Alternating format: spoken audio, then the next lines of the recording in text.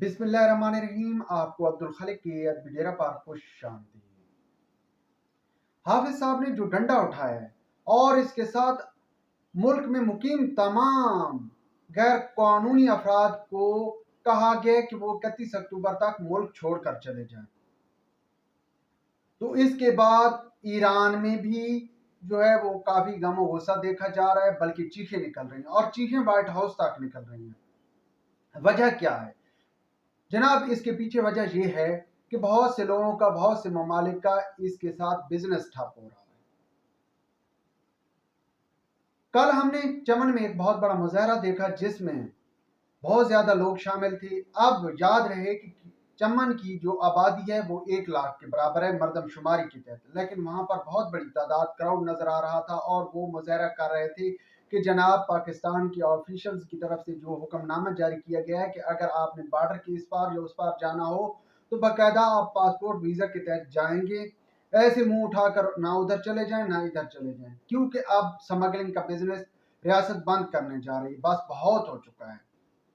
تو ان لوگوں نے باقاعدہ طور پر مظاہرہ شروع کر دیا کہ نہ بھائی ہم تو پاسپورٹ نہیں لے سکتے، ہم تو لیگل طریقے سے بزنس نہیں کر سکتے۔ اب بھائی جو سمگلنگ کا بزنس ہے وہ تو ہوتا ہی ان لیگل ہے، لیگل طریقے سے کریں گے تو ٹیکس پے کرنا پڑے گا۔ تو اس مظاہرے کو یا اس پروٹیسٹ کو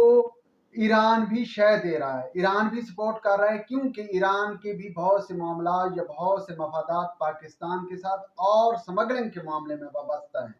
کیونکہ ایران کو بھی جو ڈالر ضرورت ہوتے ہیں وہ پاکستان سے ہی پورے کرتا ہے اور وہ سمگلنگ کے ذریعے۔ آپ کو یاد رہے کہ ایرانی ریال 42,250 کا جو ایرانی ریال ہے وہ $1 کے برابر ہے۔ اب ایرانی ریال کی ویلیو کا اندازہ لگا لیں تو وہ بھی پاکستان پر ڈالر کے معاملے میں ڈیپینڈ کر رہا ہے۔ اب بھائی یہ جو غیر قانونی تارکین وطن ہیں ان کو نکالا جا رہا ہے، تو ساتھ میں ایک اور بھی گروپ سامنے آیا، اور وہ گروپ جناب یہ ہے کہ وہ کسی دور میں لیفٹ کی سیاست سے منسلک تھے، پھر وہ این جی اوز میں آ گئے اور سیاست ساتھ میں شروع کر دی اور پھر راتوں رات ارب پتی سے کھرب پتی بن گئے۔ وہ کیسے بنے کہ وہ جناب ایسے کہ انہوں نے بھی اسی طرح ان لیگل بزنس کیا انہی غیر ملکی تارکین وطن کے ذریعے۔ اب وہ بھی چیخ رہے ہیں کہ نہ یہ ظلم ہے، ان افغانیوں کو واپس نہ بھیجیں۔ اب جیسے کہ افراز صاحب خٹک صاحب جن کو آج بہت زیادہ پشتون کاز یاد آیا ہوا، پشتونوں کا نام یاد ہے، یہ اس وقت کہاں تھے جب پشتون خواتین یہاں پر آ کر بیک رہی تھی، اور یہ خرید و فروخت میں صرف یہ آپ مت سمجھیں کہ اس میں جو ہے ملیٹنٹ لوگ یا کرائم پیشہ لوگ جو ہیں وہ ملوث ہیں، اس میں این جی اوز والے بھی ملوث ہیں، اس کی طرف بعد میں بات کرتے ہیں۔ اور جناب یہ افراز صاحب خٹک جیسے لوگ انہوں نے این جی اوز ہی سے جان بنائی ہے،